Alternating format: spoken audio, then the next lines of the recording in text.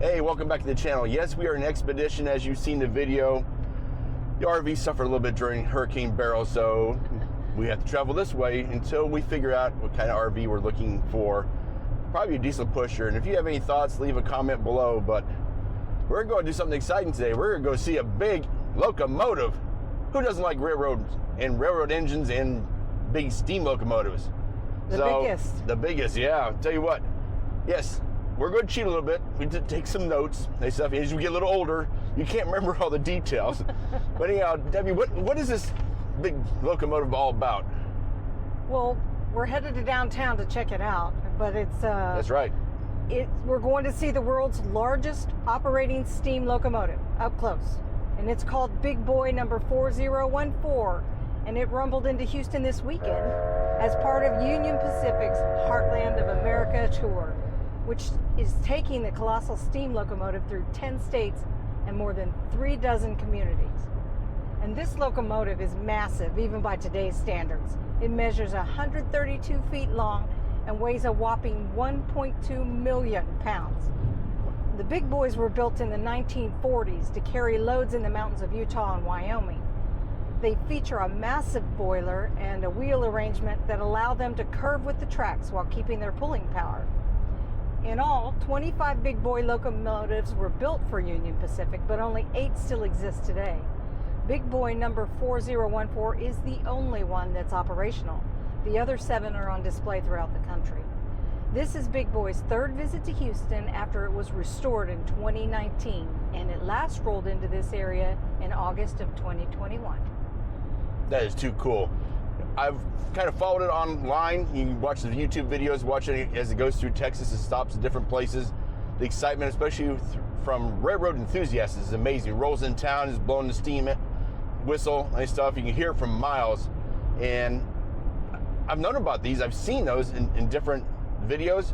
And the opportunity to actually go see it, we had to do it. So it's only about 30 miles away from us. We're going to go down and check it out. So come along.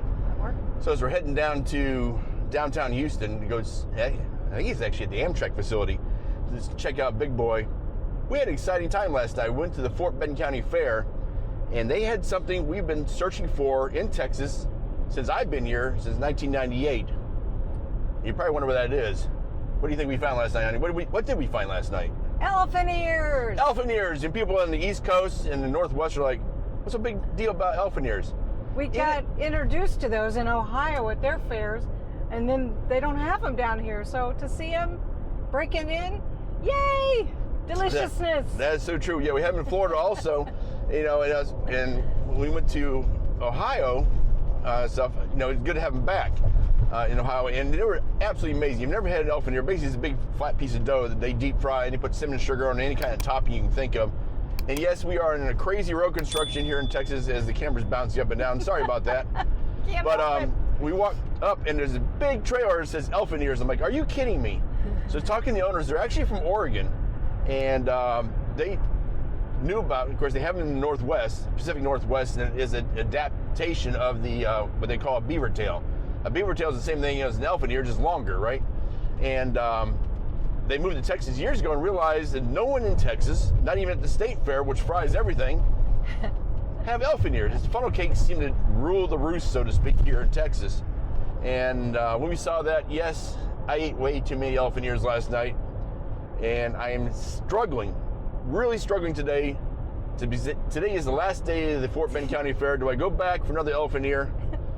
But it's not worth the $15 to get in to get one elephant ear. Well, how many times did we walk by there so you could get another sample? Well, yes. Hey, the joy is if you talk to people, right? You become friends with the owner of the elephant ear trailer, the concession trailer. Every time you come by, she gives me another sample. So I kept walking by, pretending like I'm doing, no, I'm joking. But yes, I got the samples in. So if you've not had an elephant ear, it is unbelievable. They take this fried dough, and then they put it on a plate, and they take a nylon paintbrush, paint it with butter, and put any kind of topping you want to on there. The most popular, of course, is cinnamon and sugar. You get powdered sugar, but they had things like Boston cream, put chocolate and vanilla pudding on it. They can get strawberry shortcake style. Anything you want is unbelievable. So get a chance to go to your local fair, especially if you're in the East Coast and you have elephant ears, have one for us. But here in Texas, we're hoping, they're not sure yet, we are hoping that they go to the Brazoria County Fair, which starts in a week. It starts October 11th. So if they show up there, guess what I'm getting? So yes, we are here, and there are a ton of people in line to come see this big boy. It is a zoo. 7,000 horsepower in this monster. The last one that's actually working of the 8 surviving units. I'll turn around and you can take a look. There she is. Big boy, 4014, 7,000 horsepower, uses a 484 wheel.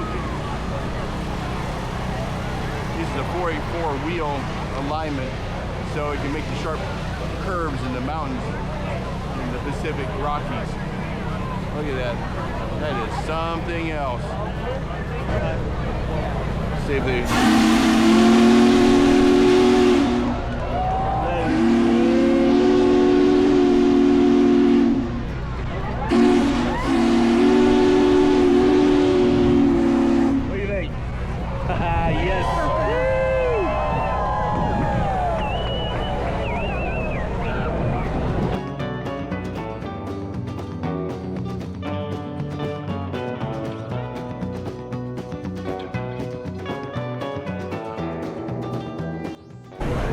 So to give you an idea of the crowd, we are coming to see Big Boy. Look at this.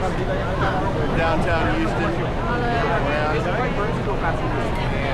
it's quite a sight to see.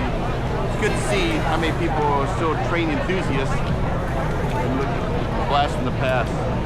Look how much water they have to carry with them. We got 2 rail cars of water. And there's where the engineer sits.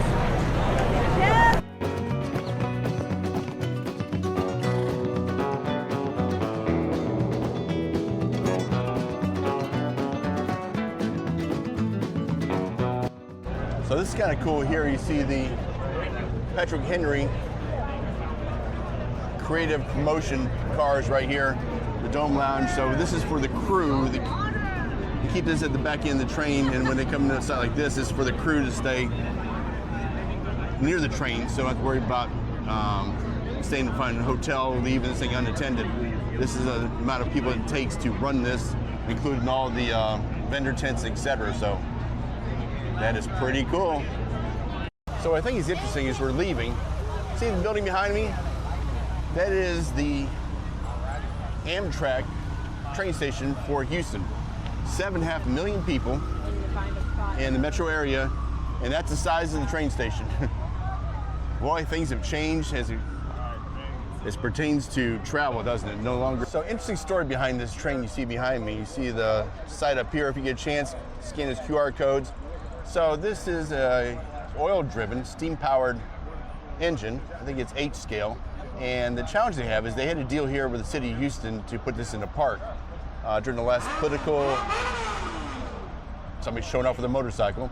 And what happened was the political landscape, so to speak, the mayor changed and the deal went away. So they're trying to find a home for this beautiful little engine.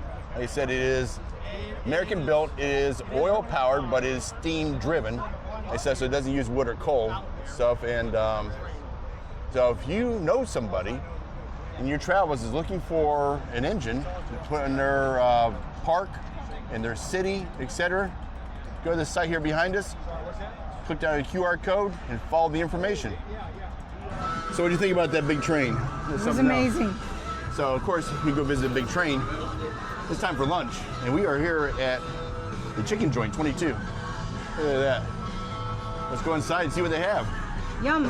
That looks like buttermilk pie. Buttermilk pie. The key lime, pecan. Oh boy. Yum. Check out this place. Thank you. Yeah, now comes the challenge. There's 2 main choices here. Let's see what the challenge here. You got sandwiches, the OG. Saw a photo of the Korean style. Tupelo hot honey, Southern buffalo. I might go bone-in chicken after I had that chicken in Philadelphia. They got tenders too. Oh, they got deviled eggs, candied bacon on top. Szechuan fries, macaroni and cheese. There's the pies. And they got adult drinks. Oh, it's not as hot as I thought it would be. Here, we'll switch. Sure. Whoop. These greens are so good. Are they? They're so hot. We'll switch.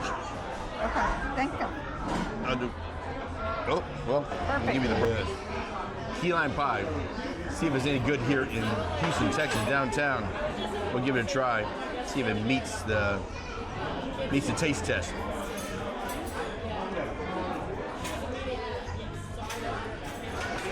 Not bad. A little bit more on the tangy side, but I don't know if Dylan would buy this or not. Nah, I don't think Dylan would go for it. Okay. Oh well. Well, Tumble 22 was very good. Service was interesting because they were not expecting this many people today. Everyone come down to see the big train. I think they were overwhelmed. They were overwhelmed and stuff. So, 2.5 hours for lunch. But it was good. It was good. It just took a Include little my time. shake. You got your Oreo cookie shake. Mm-hmm. You can get it kind of boozied up, but she didn't. Sorry about all the noise of the vehicles, but you can get it boozied up and stuff. So, good restaurant. They were just not expecting this many people today for the train. If you like a little adventure today, please give us a like and subscribe. We definitely appreciate it. It's free, it doesn't cost you anything, and helps support our channel.